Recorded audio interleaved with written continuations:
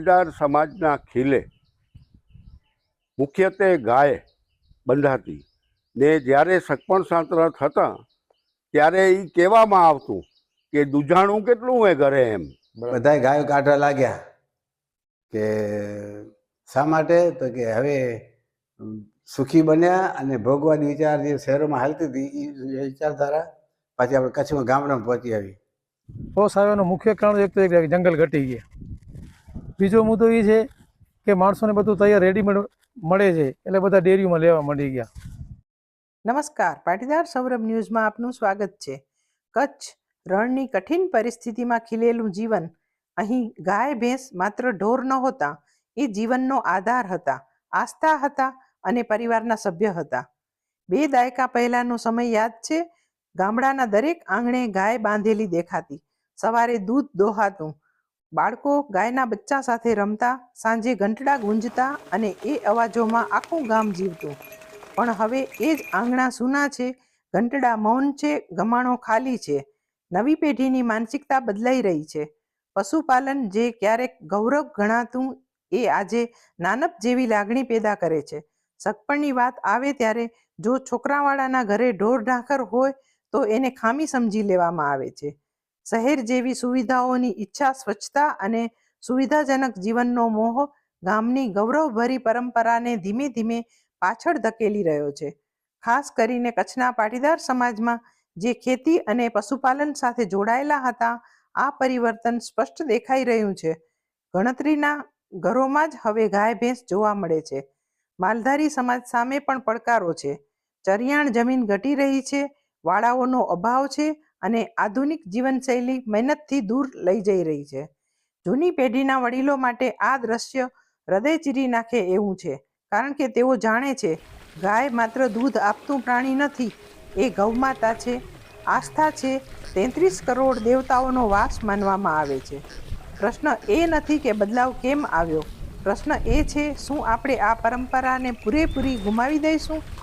જો સરકાર યોગ્ય ભાવ આપે, સહકારી સંસ્થાઓ મજબૂત બને, પશુ ચિકિત્સા સુવિધાઓ સુધરે અને યુવા પેઢીને આધુનિક પશુપાલનની તાલીમ મળે તો કદાચ ફરીથી આંગણામાં ઘંટડા ગુંજશે.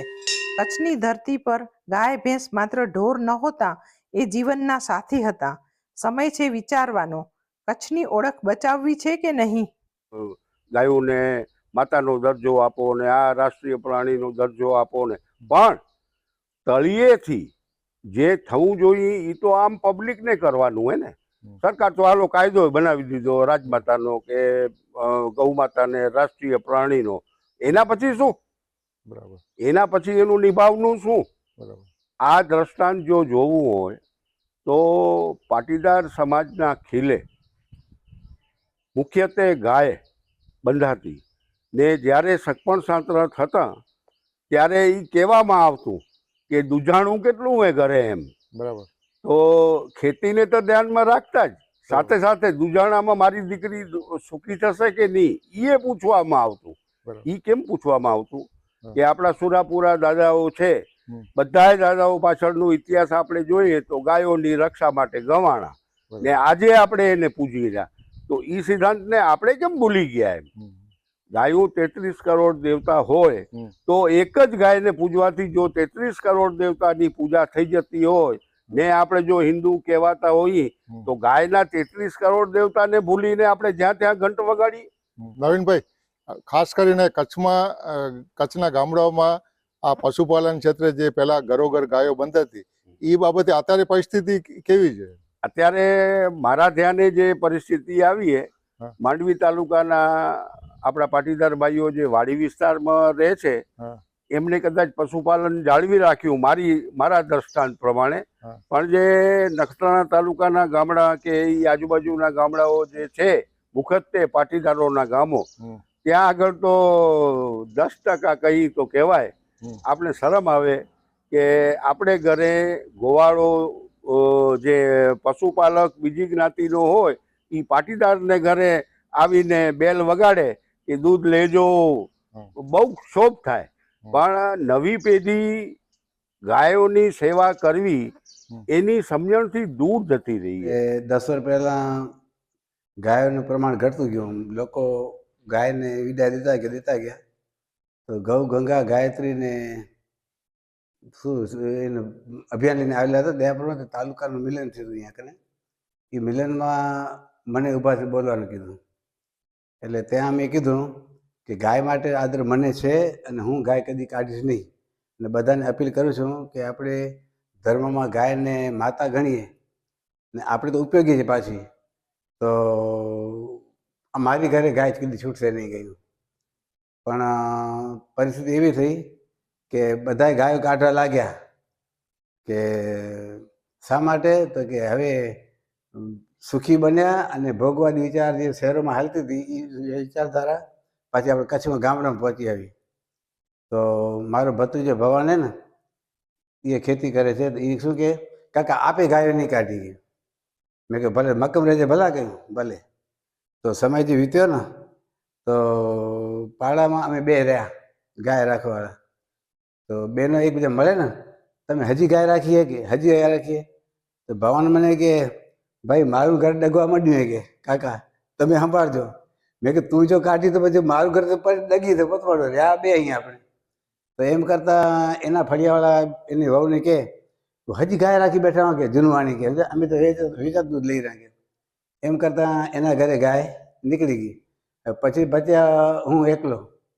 તો અમારા ઘરમાં વહુને બધા હોત ખરા ને છોકરા, તમે હજી ગાય રાખો રા, હજી ગાય રાખો રા. તો તમારા ભાભી ગણો કે જે ગણો એ આપણે ગાય હું જીવતી ત્યાં હું ગાય નહીં કાઢું કે બીજા ભલે કાઢતો હોય. પણ હવે કર્મ સંજોગે એ પણ પડ્યા બીમાર પડ્યા. એટલે પછી દર્દ જે હતું કે જવું પડે એમ હતું કેન્સરનું.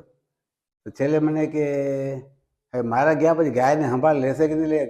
બધા ટીકા કરી ગાય ન પાળે દુઃખી થાય ગાય. એના કરતાં મારી હયાત ગાયને વિદાય દીધી. પછી જે સમય પ્રમાણે તમે કરજો એમ કરીને લાગણી થઈને આંસુ ભરી રીતે વિદાય દીધી. પોસ આવ્યાનું મુખ્ય કારણ એક તો એક જંગલ ઘટી ગયા. બીજો મુદ્દો એ છે કે માણસોને બધું તૈયાર રેડીમેડ મળે છે એટલે બધા ડેરીઓમાં લેવા માંડી ગયા. પણ જંગલ ખૂટવાથી જંગલ ખેડૂતો દબાવી લીધો, જંગલ ખાતા દબાવી લીધો અને લાગતા વળગતા બધા દબાણ કરી લીધા. એને કારણે પશુધન એક બાજુ પહેલો દુષ્કાળ પણ ઘટી ગયો હતો. પણ કચ્છની અંદર જ્યારે આ ડેરી આવી એટલે દૂધનો જેને કહેવાય માન વધી ગયો. માન વધવાથી પશુધન પાછો વધ્યો. પણ હવે જંગલ નથી. બરાબર. તો મારી દ્રષ્ટિએ ખરેખર જો કચ્છની અંદર મુખ્ય વ્યવસ્થા તરીકે આપણે ખેતી અને પશુપાલન ગણીએ છીએ. જો પશુપાલનનો વિકાસ કરવો હોય તો ખરેખર સરકારે એક તો પશુધનને શું છે કે ચરિયાણ માટે જમીનની વ્યવસ્થા કરવી જોઈએ. દરેક ગામડાની અંદર જે આપણી અનામત જંગલ આપણે અનામત જે રખાલ હોય એમાં છૂટ આપવી જોઈએ.